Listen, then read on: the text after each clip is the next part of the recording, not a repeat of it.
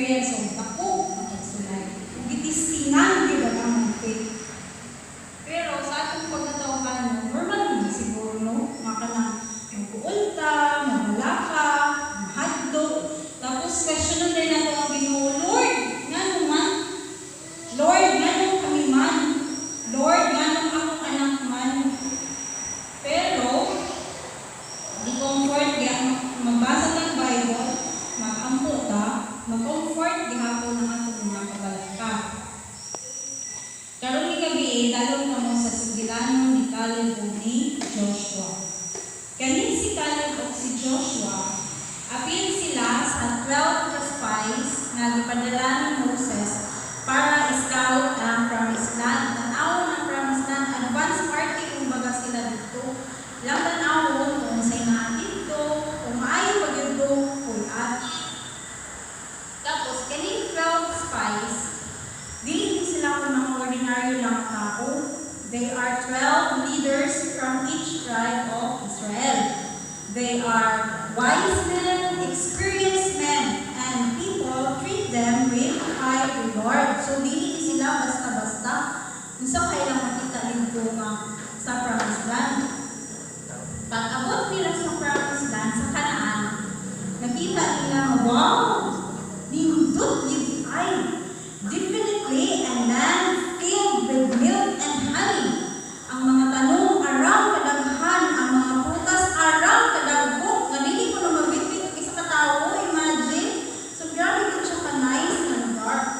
Apan, dakong pagsulay. Kaya nakita nila, ang nagpuyo dito sa kahak, mga higanti, mga giant. Tapos, nino ng Ginoo, kailangan ko ngayon dito sila no puyo. Tapos, saan pa nila pagbindi nga grabe kadagbok ng mga tao? Tapos sila, mga normal na mga tao pa rin siguro, tagas-tagas pa siguro sila, wala ko man na-degenerate ang mga cells at ang panahon. So, pag umano na dito, pagkuhan, scout sa Promised Land, iuli sila sa ilang mga kauban mga Israelites, kung ilang gihatag ang report sa ilang nakita dito.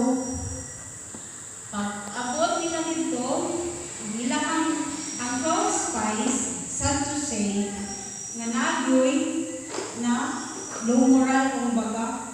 Pag-report dito nila na nasubok sila, nagpupol, nahadlong, mawalan silang pagtuo nga imposible, dito nga maano na ito yung taa, kaya ka nagpuyo mga higanti.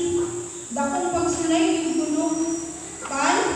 Si Caleb o si Joshua, sila duha, they plead with the people of Israel to trust God and move forward. Caleb and Joshua chose to focus on their faith rather on their fear. So, pagtuo, kay bisaan ko sa Ginoo, naihatag ko sa ilang ngayon ka, bisaan sa Ginoo nga dito na sila mag-dwell permanently, digawas sila sa kamot ni Pharaoh. So, ginagawa nila, i-applique nila ang ilang kauban na dili na kuwan ang paglaom. Kaya kung dagko sila, nakutay dako nga Ginoo mamutawag sa ato para malupig sila. To make the long story short, nakasulod din sila, mga Israelites, nakasulod sa Promised Land, but wala nakasulod. Katong mga wala dito atong 10 spies, apil pa si Moses, wala siya nakasulod sa Promised Land. Kita, pag nakapag giants sa atong kinabuhi, di ba? Nagsatag sa giants sa atong kinabuhi. Pagsulay, problema, kaya, mahalo kita, mag-worry ta. Kung kaya ba natin, apan atong hinumdumon, na kini, di padala, di para mag-down ta, para mawala ta sa atong pagtuo sa Ginoo. But, para matubo ang atong pagsalig sa Ginoo. Mas mulambo, mas mulako, pagayod. It's easy man, sa iyo na kayo na ito pag-inuno nga, mulambo, matubo ang atong pagtuo. Sa iyo ra, ang pagsalig sa Ginoo.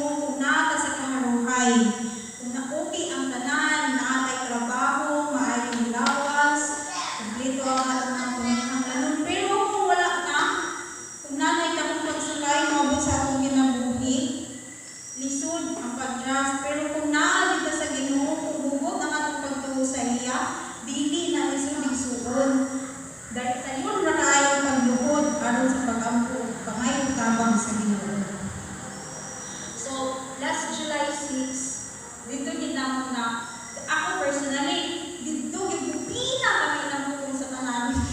Tinuod gyud nga pag nakas kay sulay, usog kay ka mo ampo, usog kay ka mo worship sa Ginoo.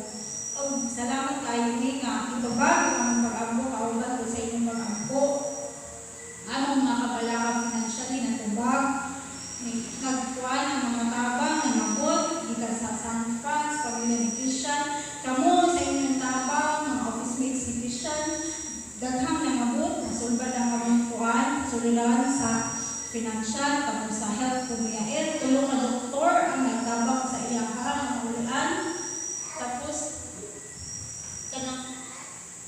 kanang pag-ampo bitaw nga, murag Ginoo sa mga tubangan nga imong gigapos ang Lord gigib ko uwi ang hindi mo tubagon ang pag-ampo ana di ka experience tapos daghan ang mas titubo ang pagtuko tungod sa mga pagsulay pero dili ko na ito baton nga napay maabot ng pagsulay before nato ipag-grow ang atong faith sa Ginoo. In each of our lives that there will be giants, sickness, trials, impossibilities.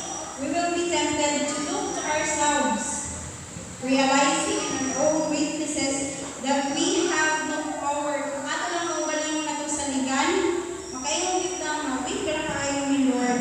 But keep our eyes to Jesus. Let's focus our eyes to Jesus and use the resources He really gives us. And each one of us can live a full life like Caleb and Joshua. So, brothers and sisters, let's focus our eyes on Jesus because He is our great provider. He is our great